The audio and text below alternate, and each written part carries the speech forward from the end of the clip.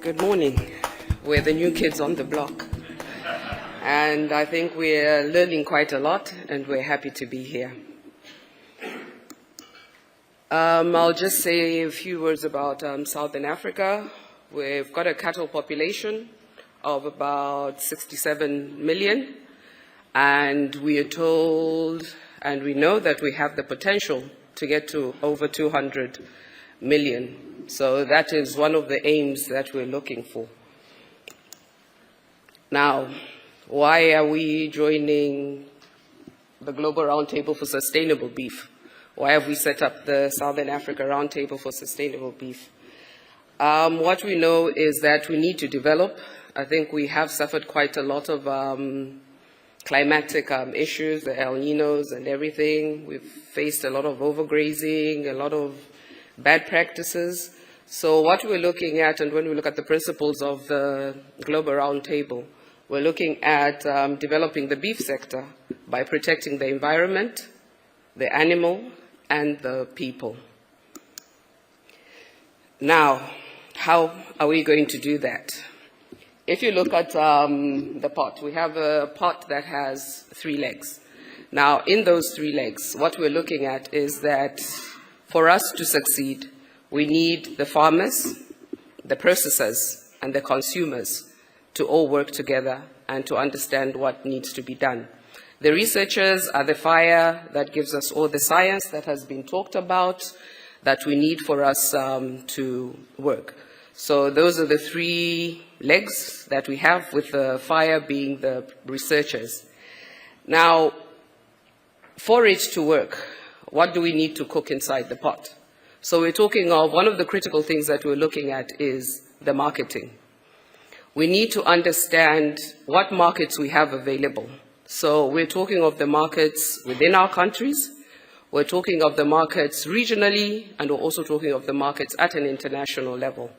So for us to be able to understand these markets, we need to know what it is that they need.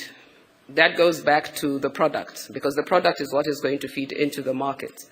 So we need to know what product we need to produce for it to go to the markets. But at the same time, we need to be able to give our farmers information on the product. So we need to critically explain what products is there. There's a lack of information on the product cuts, there's lack of information on the quality grades and all. For that to work, again, then finally we have to go into production and productivity. So that's something that critically needs to be looked at. How do we get our farmers to produce their animals in a sustainable way? One of the things that we're critically looking at is our genetic base. We have had quite a lot of animals that have been brought into our African region, good, bad. I think it all goes with how you're going to be, what production systems you put in place. So one of the things that we would like to do is conserve most of our genetic resource that we have, the indigenous, and see how we can work with it to be the base to spring off for the production of beef in the area.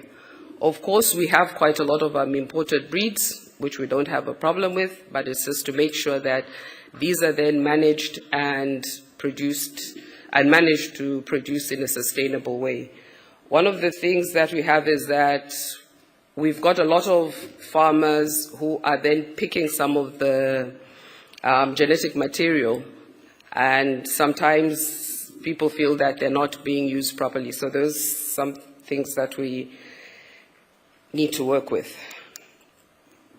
It's a regional story, and as you've heard, we've got about 7 countries that we're starting with, and SADC region, which is the Southern Africa region, has 15 countries.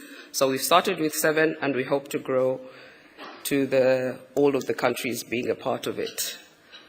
In Africa, we call it, because we're one people, we call it Ubuntu. And basically, Ubuntu is I am because we are. We share the same resources, we share the water basins, we share the animals, and we share the people. We are one, and we come from the same place. Thank you.